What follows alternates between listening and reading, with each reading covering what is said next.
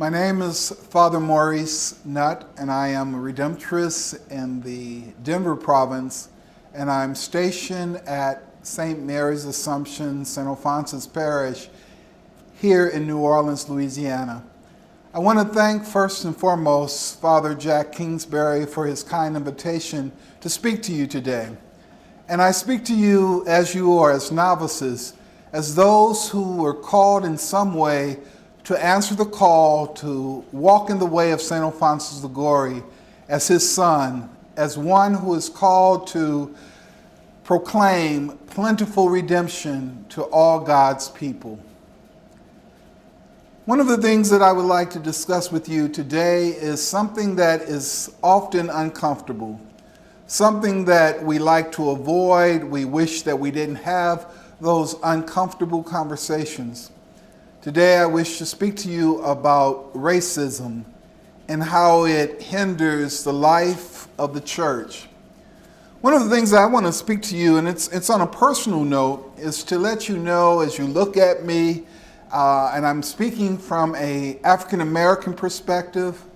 I'm also speaking from a United States perspective. I know that we have novices across the spectrum in North America, but those will be my contextual situation. The context will be African American and also in the United States.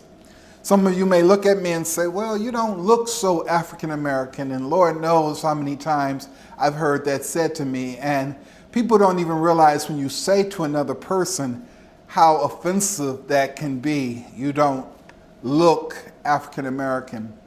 Many African Americans in the brutality and horrific days of slavery, there were intercultural or inner mixing of races, many times not consensual. It was due to rape. But I know very well my cultural and my ethnic context. While I am African American, my father was African American, my mother was African American, and on my birth certificate it said that I was a Negro. So understanding my race, I'll have you know that my great-grandfather was a white man, and he fell in love with a mulatto woman, and in 1890, to their union was born my grandfather.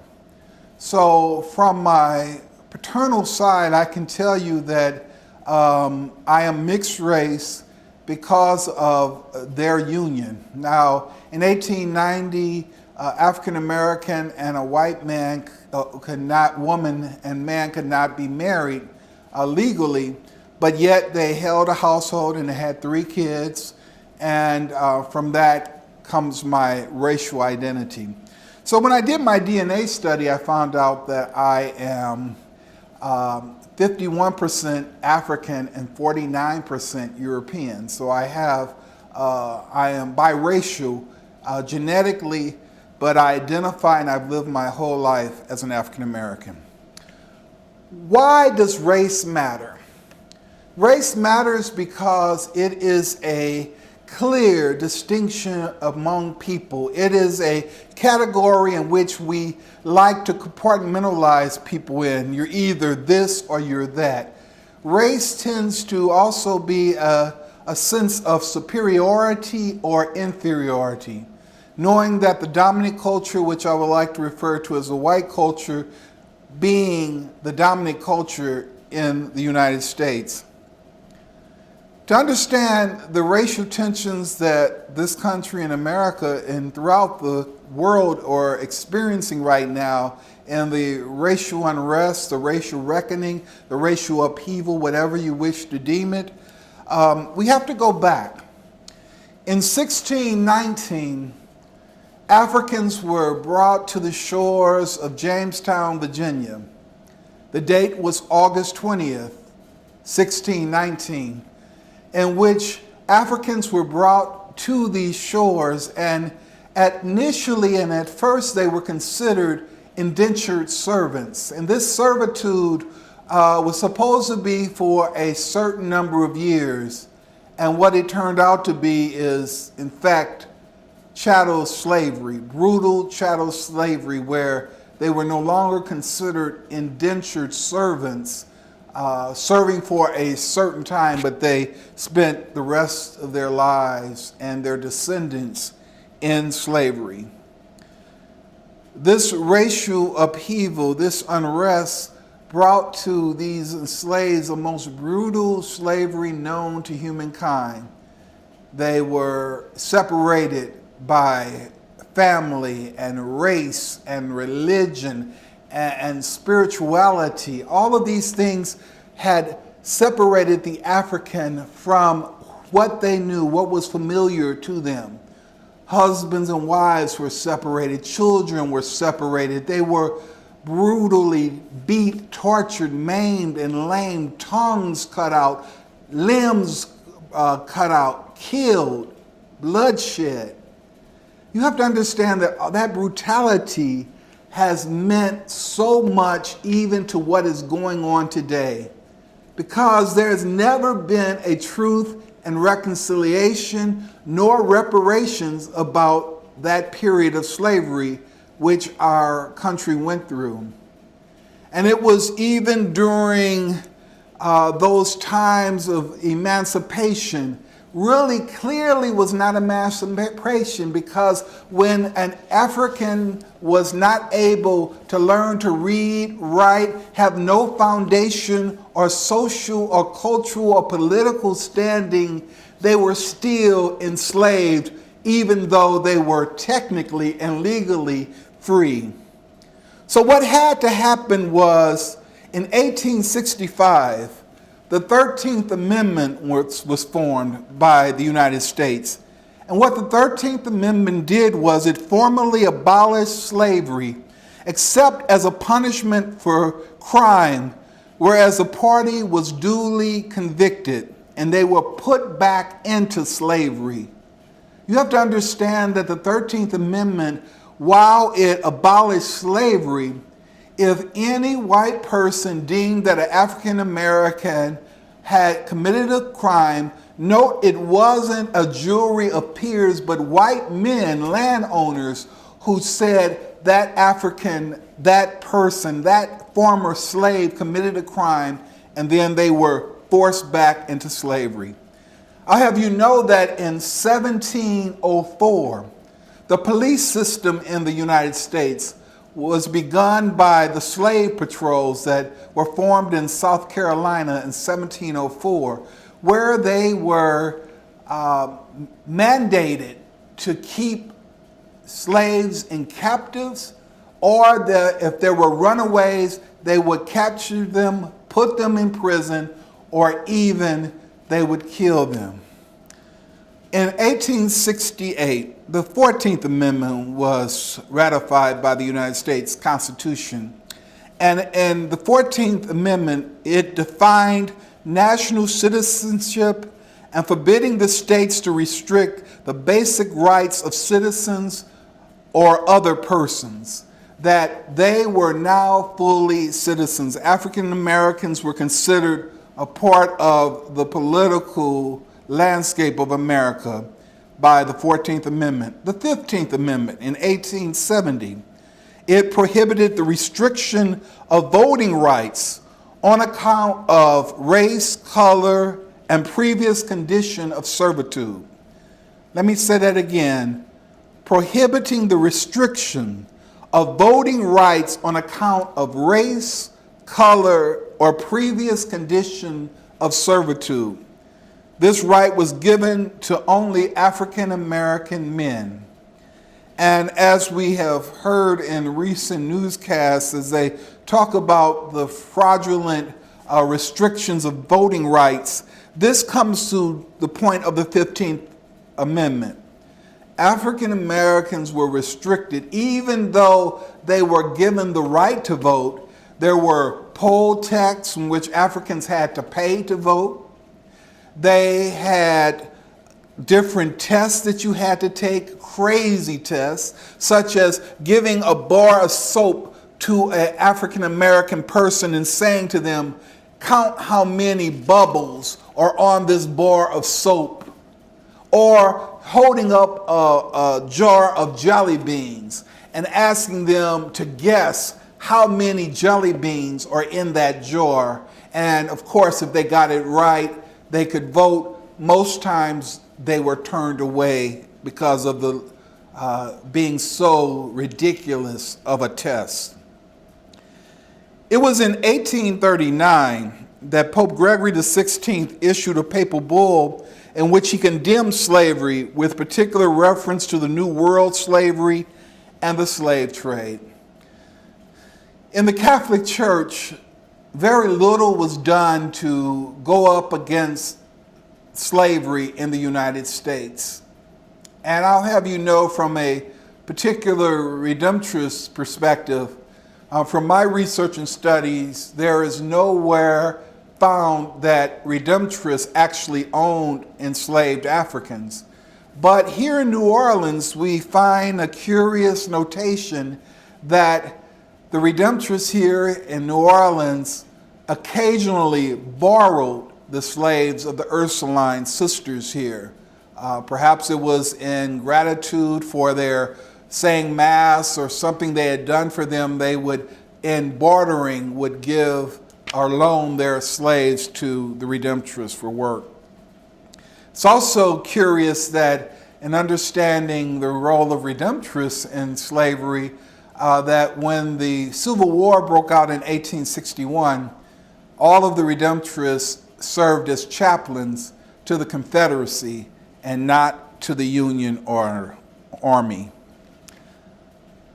The United States had a chance to evangelize African Americans to the Catholic Church. The Catholic Church had chance to try to bring African Americans into Catholicism, into our religious fold, but in many cases outside of Maryland and Louisiana, many Catholics did not choose to baptize and evangelize African American Catholics, albeit that it is also noted in J. Dolan's Catholic Revivalism book that the Redemptorists were among the Jesuits and Franciscans, were a part of maybe 3 orders that would come to plantations in order to preach to enslaved Africans. Moving from slavery, what has been the role of the church in dealing with people of color, especially African Americans? The United States bishops only 4 times ever wrote a pastoral letter on racism. And those were in 1954, after the Brown versus the Board of Education Supreme Court verdict that said that education in America had to be equal, integration had to happen, that schools would be integrated. In 1954, the United States Catholic bishops, they issued their first letter on slavery.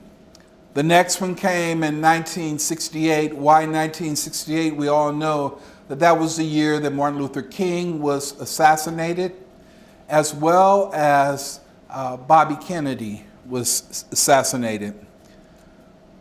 Probably the best and the most hard-hitting statement that the U.S. Catholic bishops ever made toward anti-racism was in 1979 when they wrote the pastoral letter, Brothers and Sisters to Us, and speaking on racism in our day.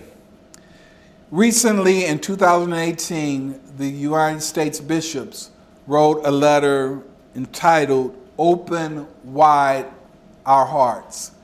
I have problems with that pastoral letter because it did not truly indict the cause of systemic racism in the United States, as well as it did not talk about police brutality in a way that harms the body of Christ.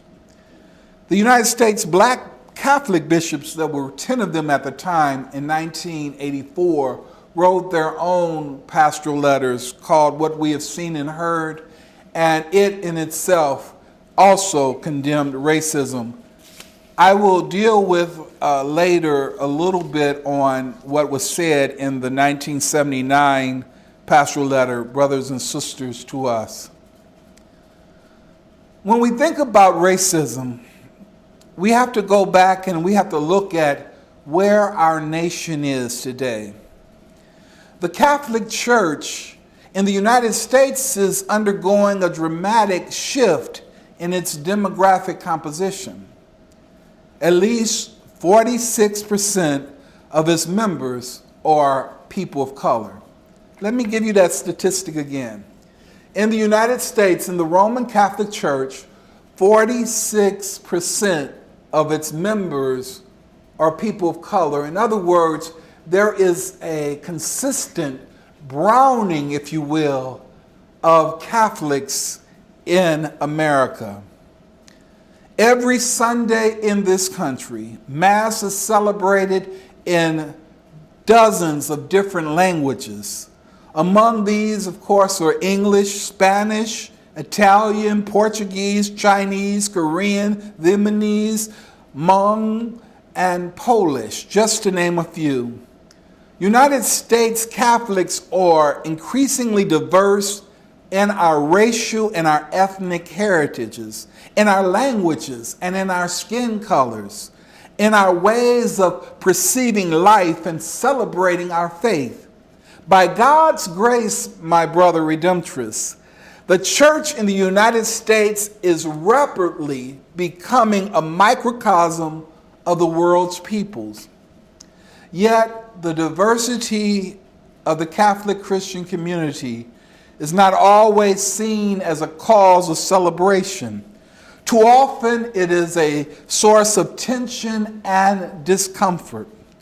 The enduring residential segregation of U.S. society is also mirrored in the racial and ethnic composition of our Catholic parishes, which are often geographically based and thus reflect the racial and the economic disparities of our nation's neighborhoods. Many people of color can tell stories about how they received a rude welcome when visiting a so-called white parish. Some often report at the sign of peace. No one will reach out their hand or they'll have their arms crossed, so they will literally turn away from others. It has been reported in these white parishes that people would be rejected at the sign of peace before approaching the altar to receive Holy Communion. In addition, many Catholics are uneasy when they are asked to worship in multicultural or multilingual ways. So often, one hears complaints such as, why do they have to sing in Spanish? Don't they have their own church? Gospel music isn't really Catholic, is it? Rather than rejoicing in the God-given diversity of the human family, too often Catholics reflect the racial attitudes and the divisions of the United States society. I thought that being Roman Catholic meant that we were called to be countercultural than the ways and the norms of society. But while it might be a great aspiration or ideal, many times we fall short of making that a reality in the pews of our parishes. I'd like to tell you a personal note about when John Paul II came to the United States in 1999. That would be his last pastoral visit to the United States.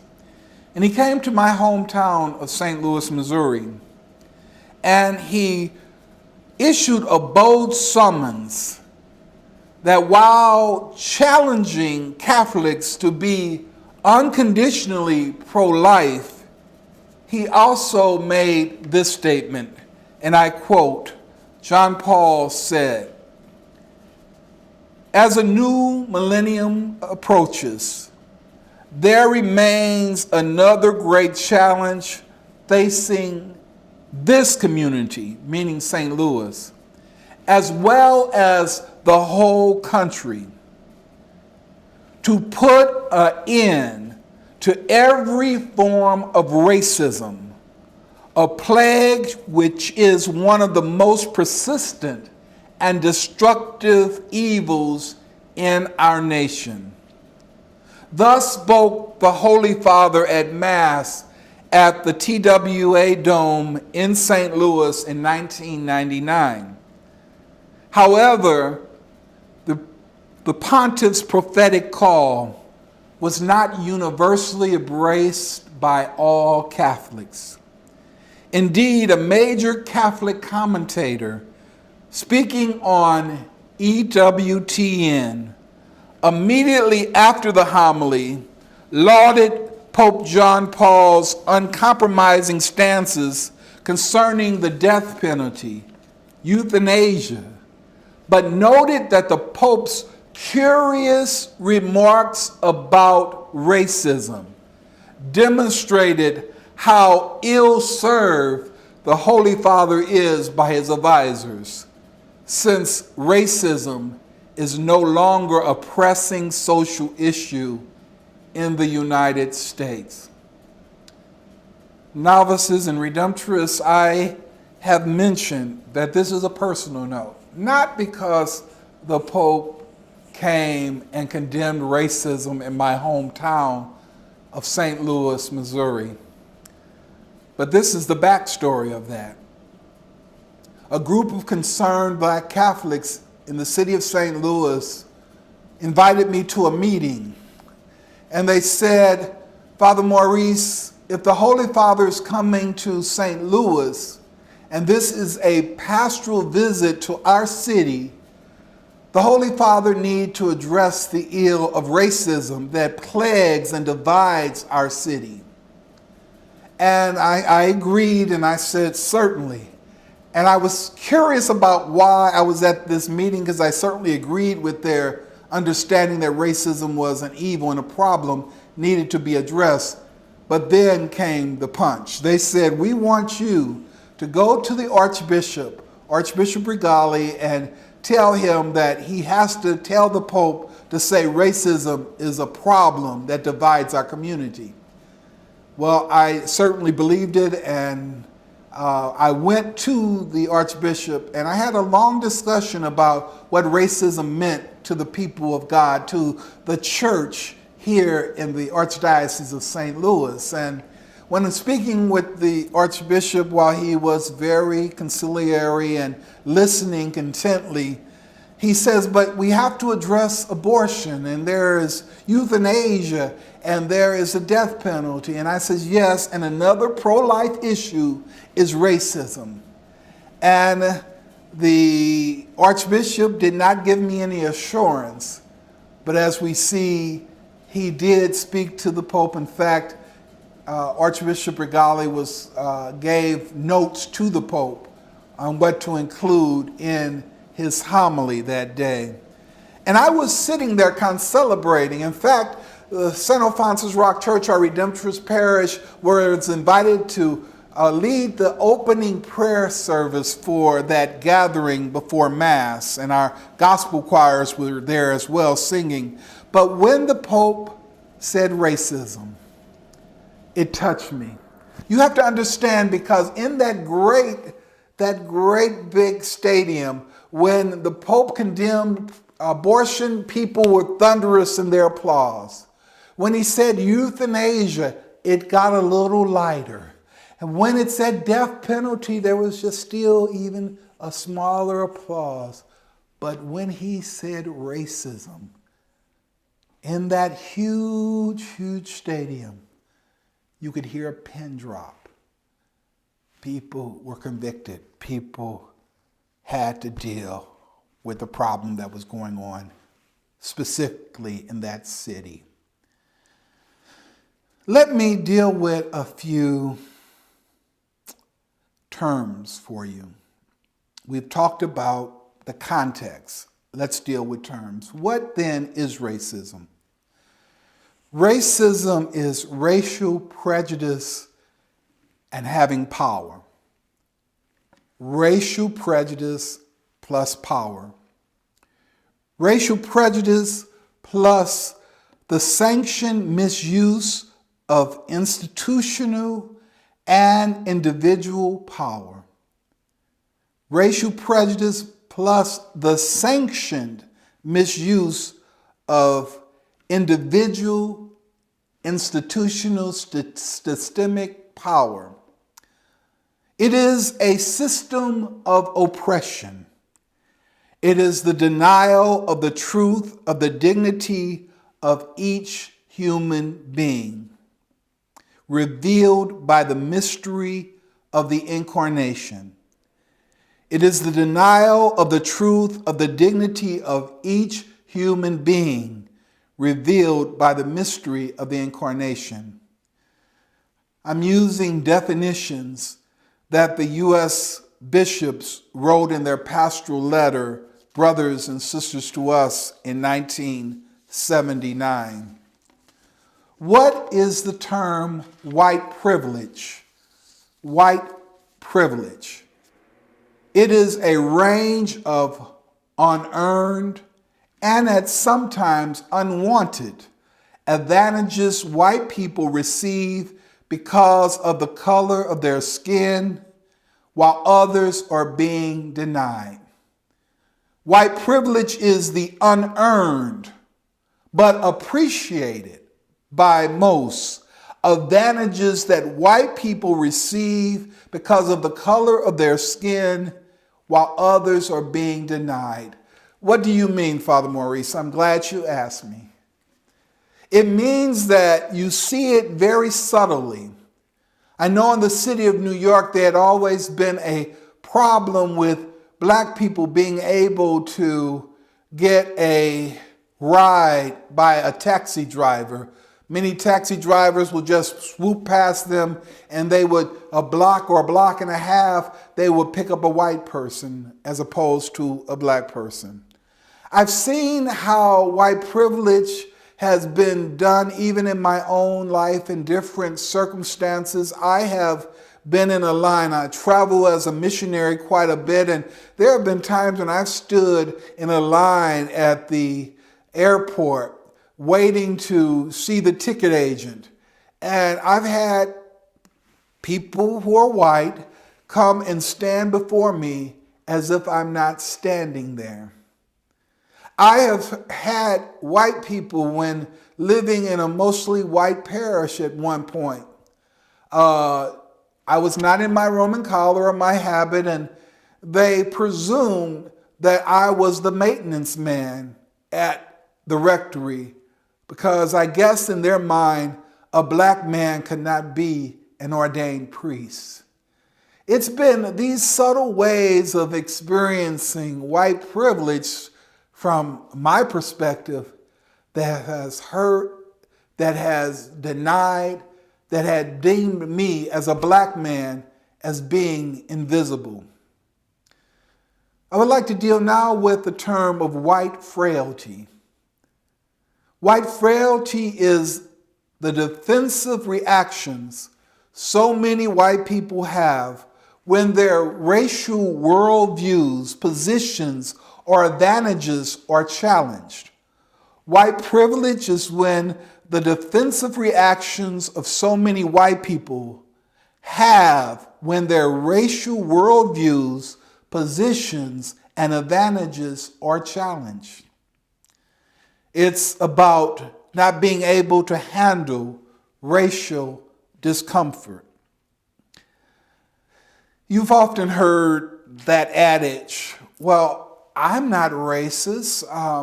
Many of my good friends are black or Hispanic. We've often heard people or witnessed when an African American is walking toward them, they become very insecure. And this too has happened to me.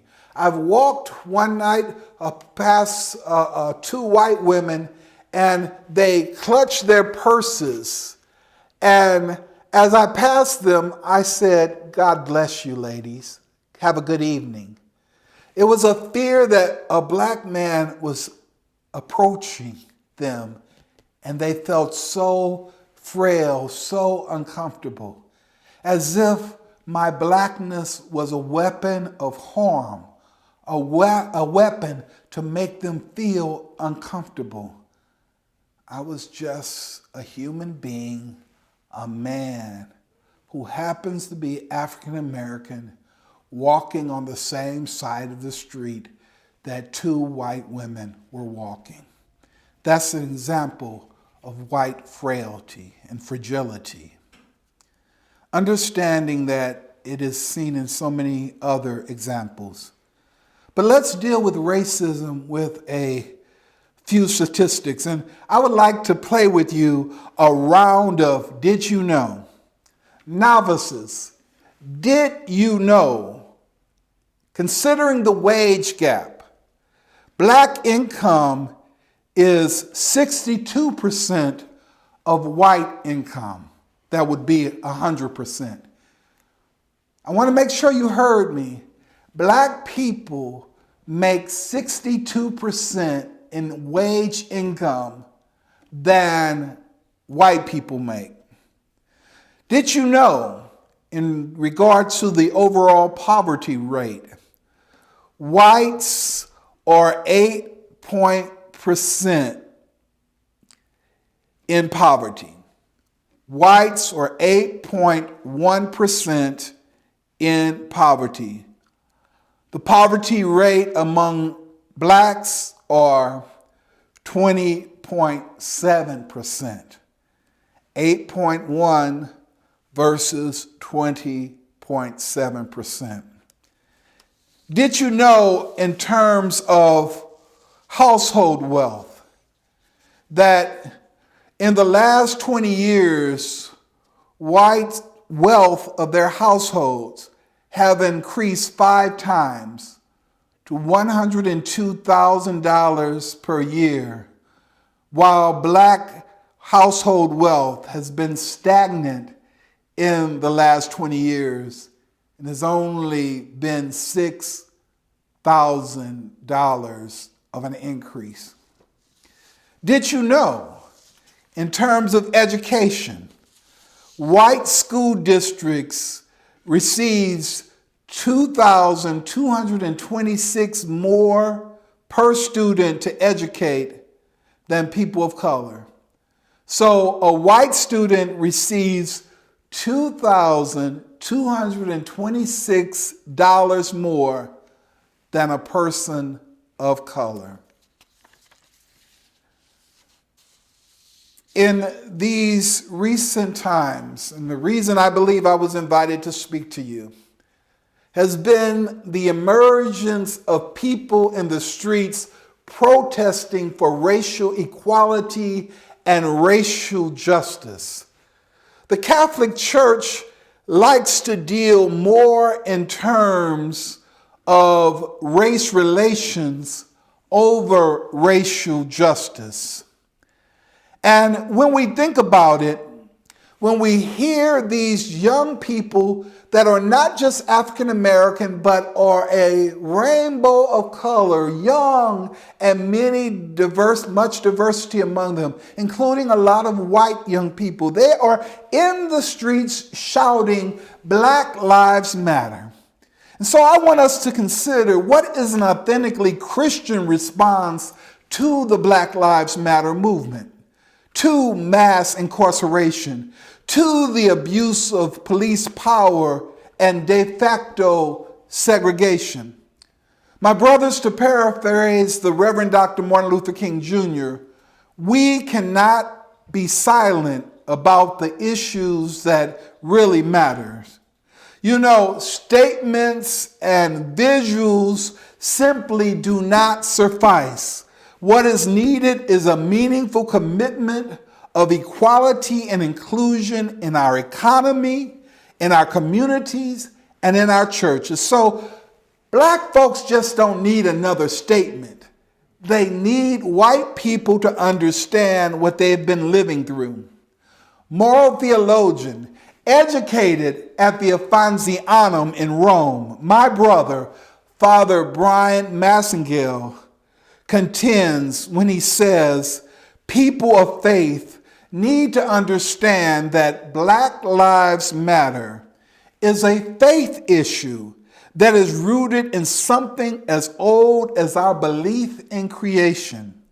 That if God created all of God's children with dignity and respect, then the church needs to be in the forefront of advancing human dignity whenever that is threatened or whenever that is undermined. When people rebuff the purpose of the Black Lives Matter movement by insisting that, well, all lives matter, they do not only miss the point that all lives are not at risk, but also further diminish the realities of racism and oppression in our country. I need you to know, novices, that the Black Lives Matter movement isn't a bad thing. It challenges traditional norms of social movements. It is decentralized and it is creative. In other words, you may ask, who is the head of the Black Lives Matter movement? Guess what? There is no head, because there is no one single leader. It is innovative with new social media, with modernized civil disobedience, and it maintains political and social pressures in the streets as well at the policy table in boardrooms where policies are being made, and it's done simultaneously.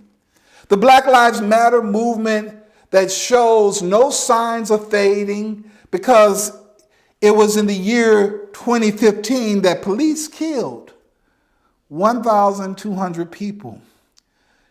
Did you know that Black men are 9 times more likely to be killed by police than any other American, despite their demographic only comprising 2% of the American population?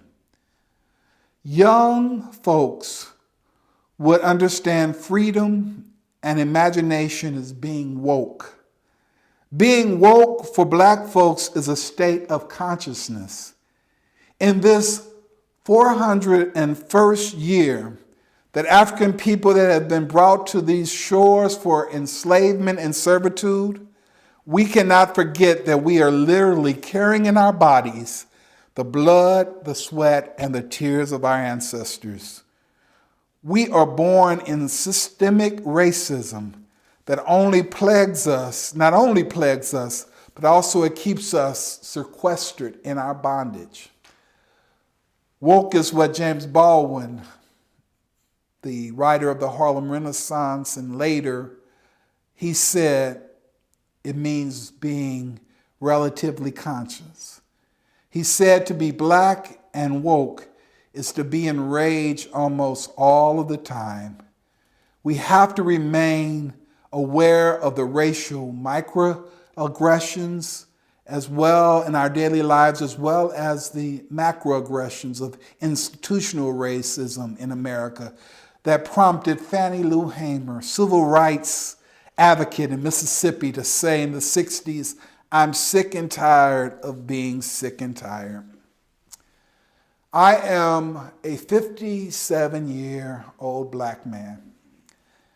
And I want you to know that I am one of the first in America to live after 250 years of slavery that has been legally free, because it's only been 55 years that African Americans have been legally free with the Civil Rights Act of 1965. It's hard to imagine my parents, my older brothers, my grandparents were not free in this country that they were born in. There has been quite a bit of progression, and there have been laws and rules. But what hurts my heart the most is that in 2018, the United States Congress, both the House and the Senate, fought against having the Civil Rights Act and tried to gut it to being non-existent, which would mean that if that act that President Johnson signed while Martin Luther King witnessed, if that is abolished, brothers, we're going backwards in our race relations in this country. You know, it's been said that true freedom is no longer having to explain your inherent existence to white people. True freedom is no longer having to explain your inherent existence to white people.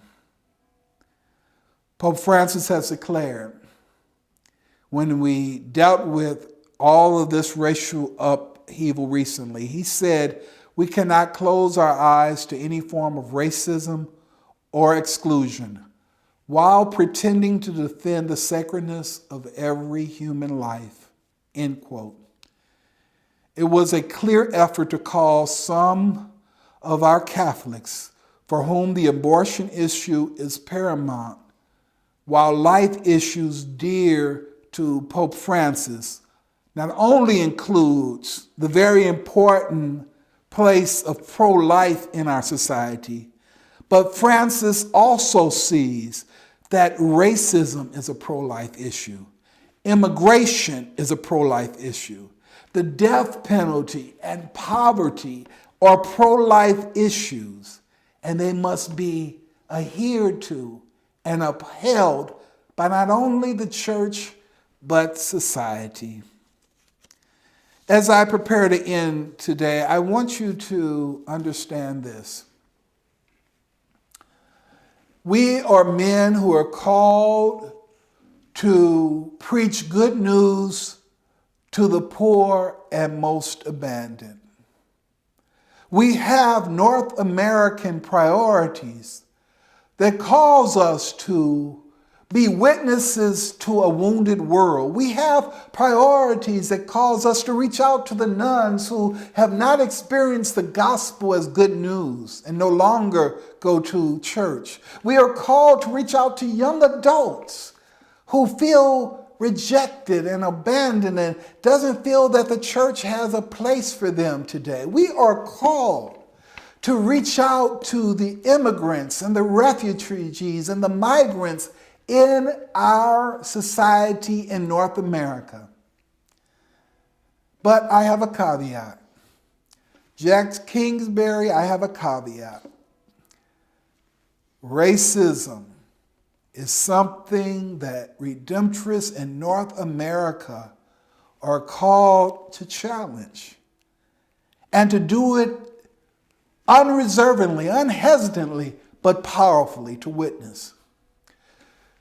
My mentor and spiritual mother, Sister Thea Bowman, servant of God, Sister Thea Bowman, says that we end discrimination, we end hatred, we end racism when we see each other as brothers and sisters.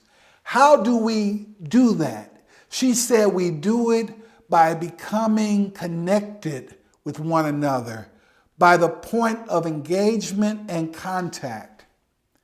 I'm very concerned because as I see us getting smaller in North America, I see us, while we have done good work in the past with various racial groups that are non-dominant, we are quick to let go of our inner city black parishes or our inner city Hispanic parishes, saying that we do not have enough personnel to meet the needs of those communities. Sometimes we just say we have people who don't want to go work in that community or don't want to live in that neighborhood. Redemptorists, as I have met them, have always taken on bold challenges. I stand as a Redemptorist today who has persevered for 37 years with my vow and oath of perseverance because I believe in what Alphonsus Liguori calls us to when he speaks of the most abandoned. I'm not a Redemptorist because of the great preaching of our Redemptorist conference. Some were okay, but most were just all right. I was drawn to the Redemptorists because they were drawn to my people. They walked in the inner city projects of St. Louis and not only cared for their Catholic parishioners, but I witnessed Redemptorists reaching out to the poor and people of other faiths. I witnessed Redemptorists sitting on front porches of an inner city, urban, at night, black neighborhood, talking about Jesus, caring about the people. And I have witnessed, and God is my witness, at least 3 households, the whole family, converted to Catholicism by our witness. What are you saying, Father Maurice? I'm saying that to hold the pledge of honor as Redemptorists, we have to deal with our internal racism among our confreres, in our communities. We have to welcome in other persons of other nationalities and their vocations into our religious life. And finally, they have to have points of contact consistently with people of color. And I have a suggestion. If I had a say, I would ask that all of our students in formation would have to spend part of their time in the summer or during pastoral ministry in a Hispanic or Black community. I wish I could say that was an original idea, but I see in our confrere, Cardinal Joseph Tobin of the Archdiocese of Newark, he insists that every one of his seminarians, before they are ordained, must spend a summer in the Hispanic community as well as the Black community, even if they will never ever serve in those communities, because racism is abolished at the point of contact. Thank you, my brothers. Mother Perpetual Help, pray for us.